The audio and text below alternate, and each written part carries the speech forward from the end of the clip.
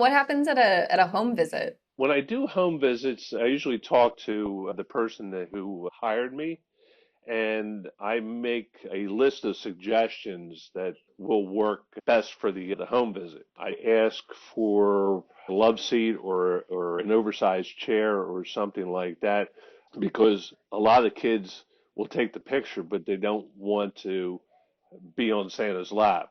And I get that. And some of the parents are that way too. And I get that. So if you have a space here and you got a space here, okay, we can all get in the picture together, you know. Yeah. And I tell the parents if the kid's crying and you got them reassured and we're running out of time, just hold the child in your arms and hold them opposite of me.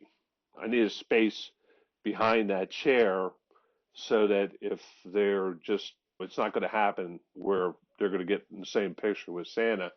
I have the family sit in the chair and they pose, and then everybody else is making noise so that it has the child's attention in front of them, and then I sneak into the back and I pose in the back of the picture, and it turns out to be a great picture, and everybody loves it, and Very clever. the child's none the wiser because they're looking at like, why is grandma doing the hand claps and stuff like that over the top of her head? Go through my whole show, and then the last thing I do is like I'll read "Twas the Night Before Christmas," and we could double back on that in a second because that's a great story and it has a lot of stuff to it.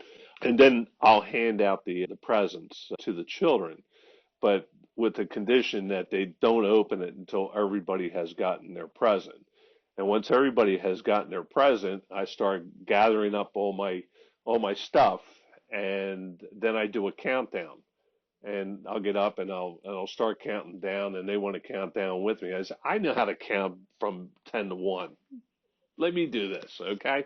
So everybody laughs about it, and then I start, and then eventually, as I am counting down, I'm thanking them in between numbers, and I'm working my way to the entrance to get out of there, okay? And then when I get to one, I like opening them up, and they could care less about Santa now. They got to check and see what's wrapped here, and then explore. And I'm out the door, or I'm talking to the guest the host in another room, and we're saying our goodbyes and everything like that. I Twas the imagine night it would be before, awkward for children to have a long goodbye with Santa. you know, that's it kills the whole thing because then they start Yeah. getting cranky or they're done with Santa. They can only be nice with Santa for a limited time period, and you have to capture that and make it as joyful for them so that the parents feel that they got a connection. I try to include the parents so that it brings back their memories of Santa as a child and Aw. sort of like key in on that. If I'm talking to a little girl and I say, when mommy was your age, she used to sit on my lap too. And you know what she'd ask for? She'd ask for a Barbie doll.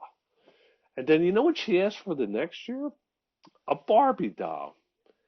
And then I said, you know what she asked for the next year? And they say a Barbie doll. And I said, no, no. I said, but I can't remember exactly. And I'm like, hey, mom, uh, did you ask for a Barbie Corvette or the Barbie Jeep? I forget. And they say, oh, it was the Jeep. Aw. And all of a sudden, mom's thinking about when she was a little girl. And you're probably thinking the same thing with this discussion. Now the parents have a connection with what their child is going through at the same Yeah. time.